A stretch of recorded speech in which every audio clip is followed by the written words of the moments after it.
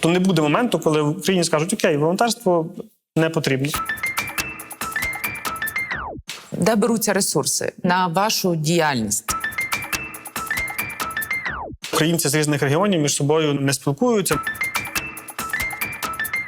Волонтерство – це платити двічі. Ми інвестуємо в розвиток людей, які будуть роками змінювати правила гри в Україні.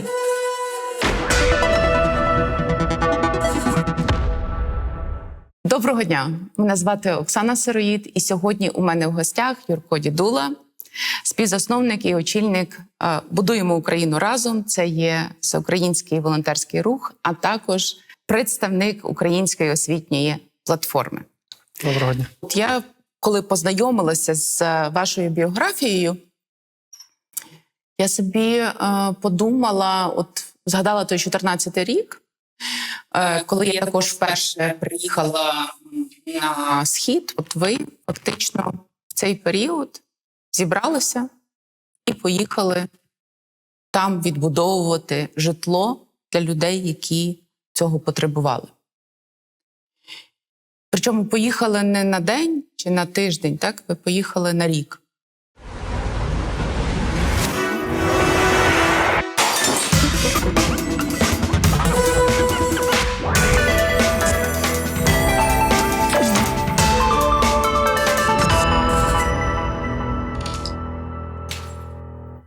Я в 2014 році ще був в Штатах, я там навчався і на той момент працював.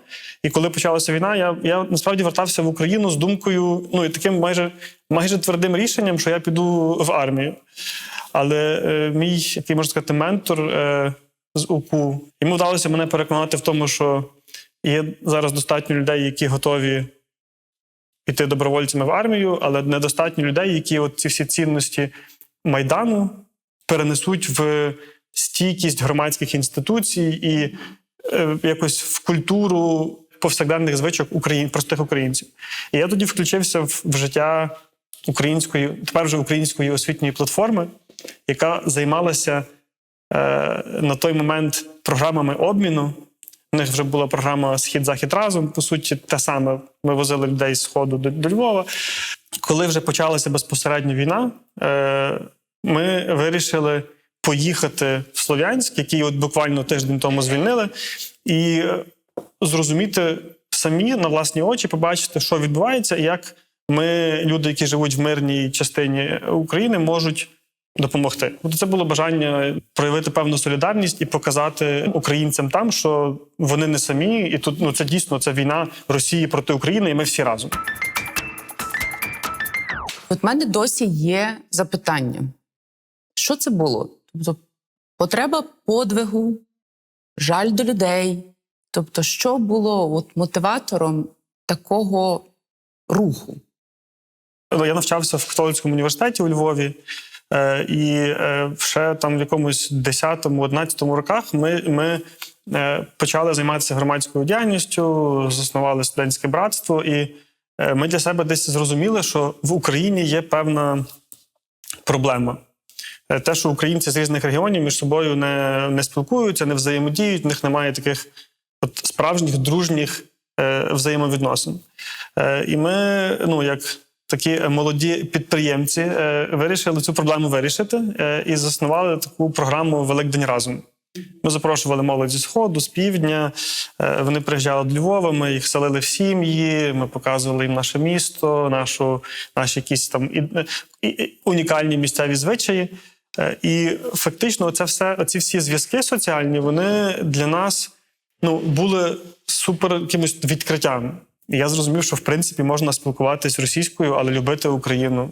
Що в принципі вони можливо і в побутовому житті спілкуються російською, але вони знають, люблять, поважають українську. І для мене це був такий щирий шок. Коли почалася війна, для нас це не було щось десь там на Сході, якийсь конфлікт. Тобто це були конкретні люди, які живуть там, люди, які були змушені виїхати звідти через переслідування, через страх війни. Ото не треба було в 14-му Путіна дражнити. ЄС, НАТО розмріялись. І для чого ті всі жертви були? Багато людей думають чи розглядають волонтерство як явище таке тимчасове, знаєте, як підміна, наприклад, неспроможності інституцій, держави. От часто люди кажуть, волонтерство – це платити двічі, так? Тому що це фактично ми сплатили податки, щоб держава щось зробила, чи громада, щоб щось зробила. А вони це не роблять, і ми мусимо ще раз збиратися і ще раз це робити. Так, як, наприклад, це було волонтерство для війська, так? Тому що фактично не було тилового забезпечення, люди збиралися і виконували функцію, яку мала виконати інституції державні. І переважно сприйняття волонтерства є саме таким. Тобто це як функція заміщення, і вона не може бути постійною. БУР, наприклад, в 2014 році, коли ми поїхали в Краматорськ і там відбудували 25 квартир, переважно туди приїхали люди, для яких це було такою поїздка на тиждень або на місяць, побудувати, допомогти людям, закрити якусь конкретну проблему. Мені здається, що якраз Україна пройшла цей дуже інтенсивний шлях трансформації з таких разових акцій долучальних в інституційний вплив на те, що відбувається в країні. І для мене таким яскравим прикладом є громадська організація «Повернись живим», наприклад. Тобто, якщо ми говоримо про 14-15 рік, збирали гроші, підтримували фронт. Зараз це інституція, яка цілісно впливає на те, що відбувається в сфері війська. Вони там консультують військове керівництво, вони беруть участь в законодавчій діяльності. Кожним роком стає більше людей, які готові включатися в волонтерство не гуманітарне, яке вже закриває, по суті, наслідки проблем, а волонтерство, яке ніби має вирішувати цю проблему в корені. Частина людей сподівається, що, наприклад, одного дня ми будемо мати такі державні інституції чи, наприклад, такі органи місцевого самоврядування, що волонтерство буде не потрібне. Чи має оце волонтерство, щось сталося, і ми всі об'єдналися, ми всі щось робимо. А от як постійний стан долучання до чогось, чи має він самостійну цінність? Однозначно так. І це те, чим займається БУР. Чому це важливо для суспільства в цілому? Чому це важливо для громади? З нашого досвіду БУРу, коли ми створюємо молодіжні центри в різних селах, містечках України, ці центри, вони є дуже живими. Бо є інші історії, коли зверху вниз є директива «Створіть молодіжний центр в місті X». А в нас люди в своїй громаді беруть участь в роботі, яка цю громаду якось покращує. Тобто є громадські організації, які займаються вирішенням соціальних проблем, є громадські організації, які займаються благоустроєм, є громадські організації, які займаються адвокацією якихось змін законодавчих в цій громаді. От якщо ці люди включені, вони, по-перше, дуже часто спілкуються між собою. А спілкування, особливо в теперішній час, це є щось дуже цінне. Ти бачиш в лице людину, яка живе поруч. Ти робиш разом щось з цією людиною, в тебе розвивається до неї відчуття довіри. Ти відчуваєш, що ти вже не просто абстрактний мешканець вулиці Y, а ти мешканець спільноти цієї громади. І от для нас, тобто, якщо говорити про цінність волонтерства, мені здається, що це в першу чергу про відчуття, яке в тебе розвивається, відчуття відповідальності за свою громаду. Ти відчуваєш себе людиною, яка впливає на те, що робиться в цій громаді, і в тебе є дуже сильне відчуття приналежності і довіри до людей, які живуть навколо. А це дуже важливо для того, щоб відчувати себе щасливим. Ой, та як у холодильнику пусто, то підеш там волонтерити. За Союзу хоч робота у всіх була. А зараз що? Ціни ростуть, а вони в демократію граються. Але якщо казати про БУР, тож насправді йдеться не про одну громаду, оскільки, якщо навіть брати тих об'єктів будівництва, так, які ви зробили для людей в потребі, чи тих, хто постраждали безпосередньо від війни, чи це родини загиблих, скільки таких місць по Україні за всі ці роки? Загалом десь понад 300 сімей, будинків, які ми допомогли відремонтувати з 2014 року, Ну і десь вже близько 80 міст, в яких ми займалися організацією волонтерського табору. І там ми або створили молодіжний центр, ну там вже десь 35 по Україні ми створили. Але це, от загалом, якщо трошки повернутися до теми взагалі волонтерства, як, ну, ми його сприймаємо як такий освітній інструмент. І в західному світі це називають таке навчання в служінні. Ми зараз запустили програму довгострокового волонтерства. Ну, от ви точно знаєте про Peace Corps, американську версію, коли американці приїжджають в Україну там на 2 роки і розвивають певну громаду. Це в сфері вчительства. Теж дуже крута програма. А ми це робимо, ми даємо можливість нашим волонтерам на півроку щось побудувати в іншому. От зараз в Херсон поїхало 2 волонтерів. Тобто це наша ціль зараз, якщо говорити про довгострокову таку амбіцію. Ми собі поставили мету за 5 років включити в суспільне життя близько 30 тисяч української молоді. Через волонтерство на таборах, через програми обмінів, через прокачування їх проектного менеджменту, підсилення їхньої спроможності через наставництво, через фінансування їхніх проєктів. То ми розуміємо, що в Україні є дуже багато класної, потужної молоді з потенціалом, лідерським потенціалом. Але часто вони його десь не усвідомлюють, не відчувають. От ми через ряд наших програм ідентифікуємо оцю потребу і стріляємо в неї нашою можливістю.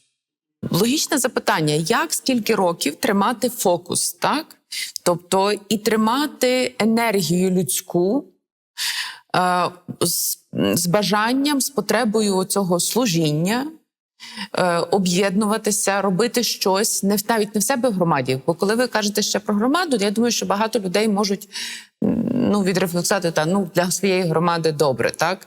Але коли йдеться про 80 місць, 300 об'єктів житла, і це ж величезна кількість людей мусить бути, яка би об'єднувалася, хотіла би приїхати і щось робити, тобто хотіла би послужити. Як відбувається цей процес? Тобто де включається ця енергія? Як ви її включаєте?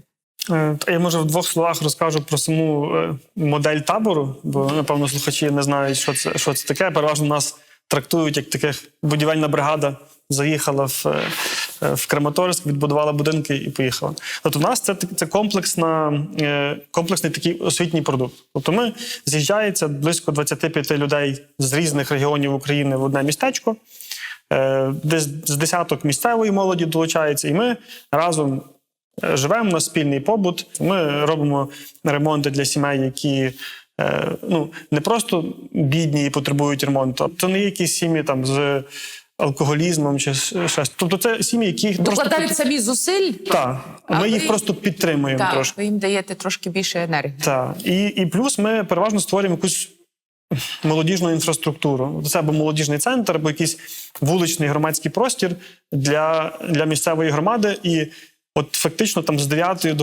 до 4, 5 години ми спільно щось робимо руками. Тобто це там спільне шпаклювання, мурування, збивання вуличних меблів. І наша філософія в тому, що під час спільної роботи ти виходиш на один рівень довіри один до одного, і там хлопець з Одеси говорить одною мовою з дівчиною з Львова. І в такому середовищі довіри можна дуже легко проговорювати складні теми для України. І в нас, я не пригадую жодного разу, щоб були якісь такі от серйозні конфлікти. Хоча теми піднімалися такі, що там на шустері вже би билися. А в нас це все проговорюється дуже цивілізовано, обмін думками, обмін досвідом. Ага. Але це мене просто так захоплює. Я не знаю, як можуть. Я вам чесно кажу, оце здатність тримати оцей довгий фокус на якійсь місії. Тобто мене це вводить в стан вау. Були кризові моменти, звичайно. Я розумію, що напевно мусить з'являтися кожен раз якась така свіжа енергія, така, яка трошки додає. Гаразд, якщо вам, до речі, треба буде якась підтримка там і... Я, до речі, взяла зараз групу для менторства дівчат молодих, які намагаються там політичну кар'єру будувати. Клас. Звертаю. Точно будуть. Ми якраз зараз думаємо створити пару таких менторських пар в напрямку такого політичної діяльності. Щоб люди, які хочуть, не просто хотіли, а й могли, і знали, що там робити.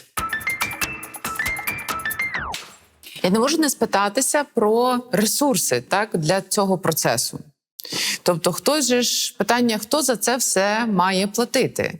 Адже йдеться про те, що і люди мусять приїхати, і десь жити, і щось їсти, не кажучи вже про те, що треба купити шпатлівку там, чи якісь інші будівельні матеріали. Де беруться ресурси? Ну, і навіть в тому числі на вашу діяльність. Тому що, як ви зазначили, ви все одно є афілійованим, ви маєте інституцію, в якій ви працюєте, і з якої ви, власне, організовуєте багато цих процесів. Так, це насправді питання, яке нам найчастіше задають, бо коли там заїжджає банда людей в якусь конкретну громаду і безкоштовно робить ремонт, створює молодіжний центр, завжди люди шукають якісь... Хто вам заплатив? Так, для чого це? Що за політична партія? Так. Саме так. І люди дуже дивуються, що ми вже 7 років працюємо, ніхто з нас ще не зайшов в політику.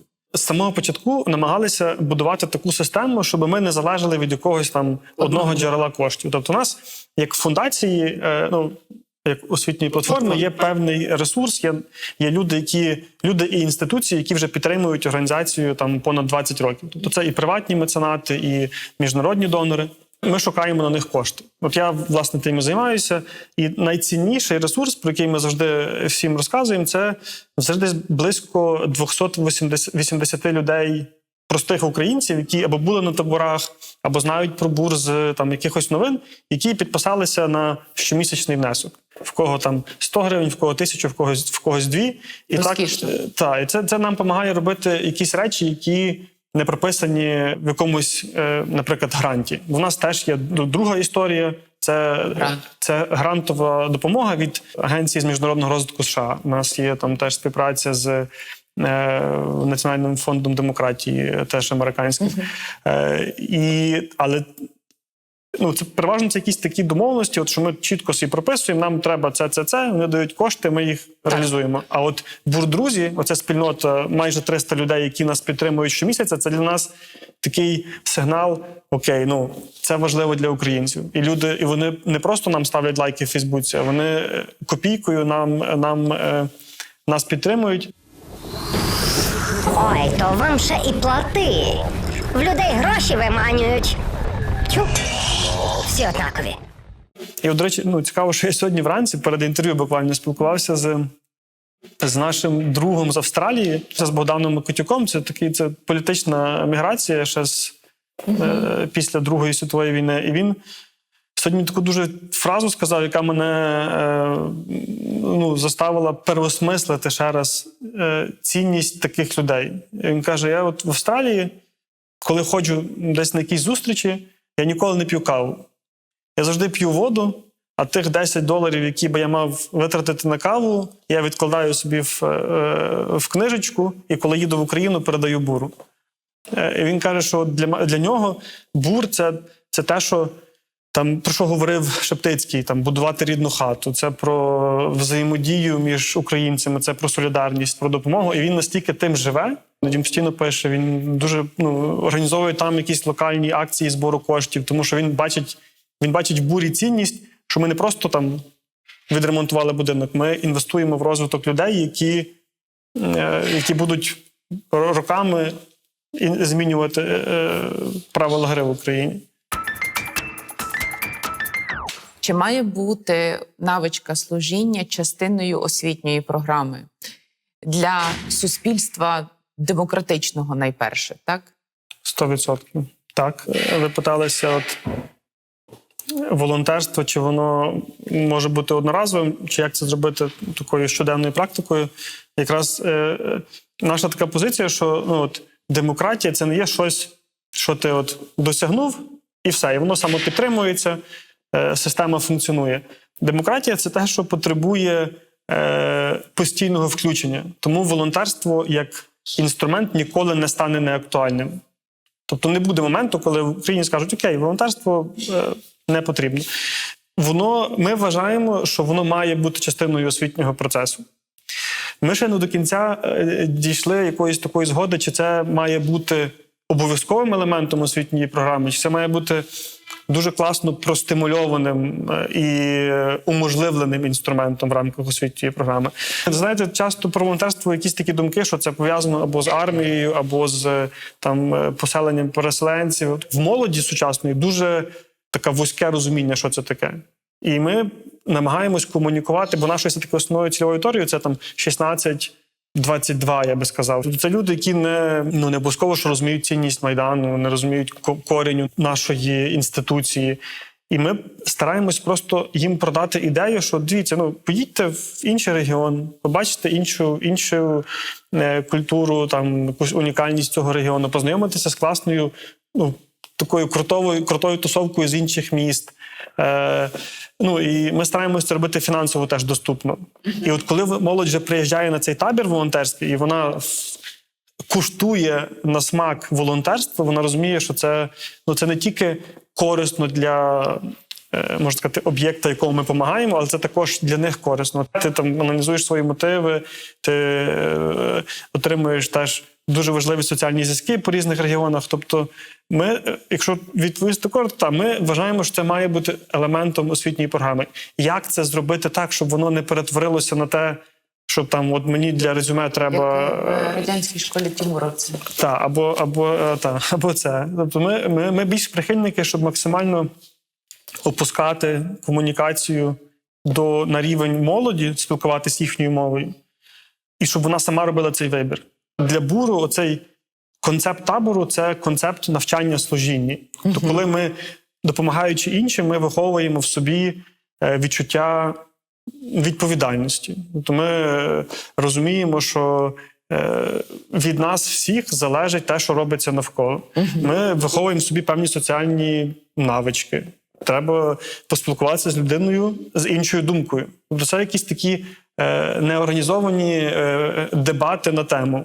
Для нас найцінніше те, що люди на тих таборах, вони формують між собою ці соціальні зв'язки, і вони формують комунікацію між регіонами. А для нас це один з ключових таких меседжів, що нам треба розвивати довіру всередині України, і це робимо через формування тих соціальних зв'язків. Поки ви це розповідали, я згадала приклади з канадської освіти. Та от в них є в школах, публічних школах, тобто в них є якісь там практики, так, коли дитина мусить взяти відповідальність. Я пам'ятаю, одна з моїх похресниць, які там проживають, то вона мусила 2 тижні доглядати за качечками з ферми. Тобто вони володіють навичками от такого служіння суспільного і служіння громаді.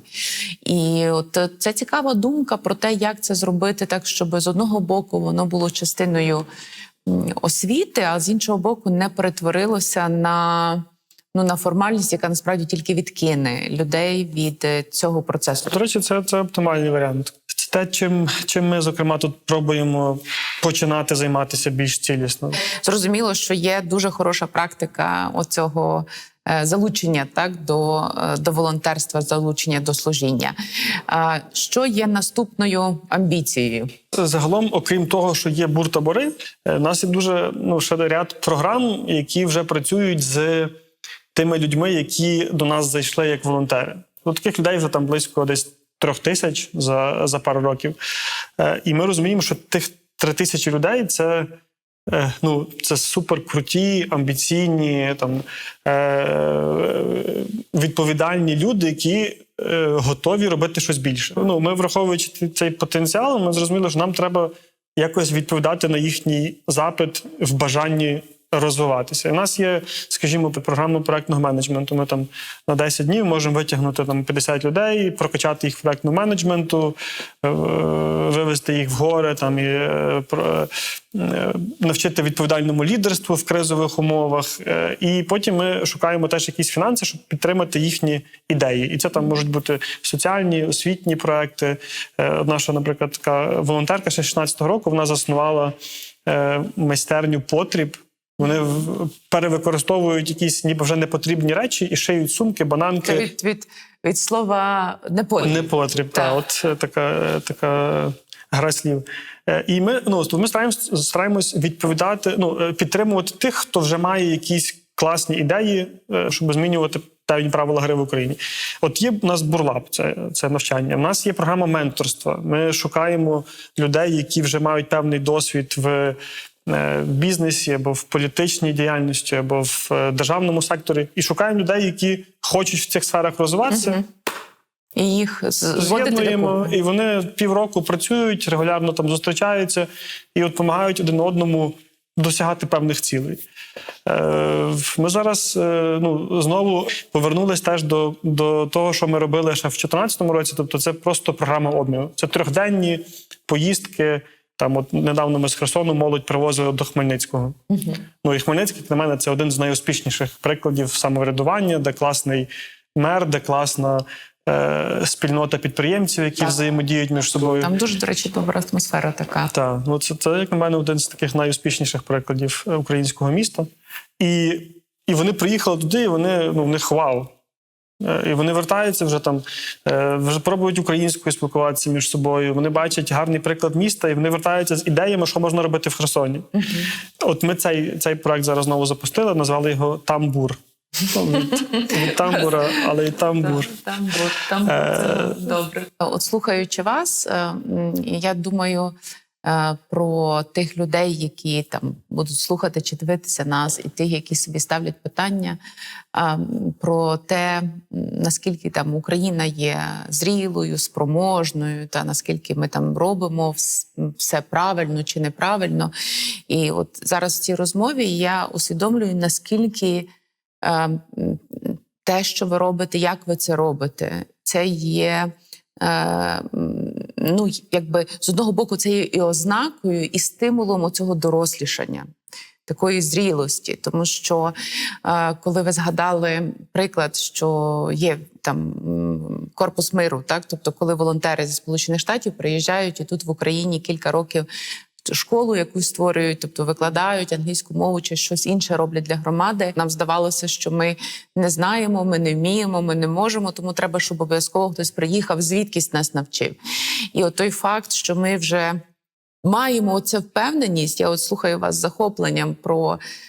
Я просто відчуваю цю впевненість, ту енергію. Так що ми вже знаємо, ми вміємо, ми можемо, і ми можемо далі це все поширювати. І це є ознака зрілості і спроможності суспільства. 100%. Нас, я насправді, от якщо говорити про компетенції, не дуже впевнений в тому, що часом роблю. Але для нас вирішенням такої проблеми є те, що у нас класна команда. І люди, які в нас зараз там фактично 32 людей в команді, і це більшість, це люди, які пройшли через БУР як волонтери. То ми всі колись робили це просто так, тому що ми вірили в цінності, які БУР несе. І тому нам дуже класно взаємодіяти, бо є якась така 100% довіра. Ми на одній сторінці. І якщо я не знаю, то от цей момент, то хтось з команди знає і підтримує, і доповнить. Тому ми... ту амбітну ціль, яку ми перед собою поставили, вона десь пояснює і декларує те, що в нас сукупно є впевненість, що нас вийде.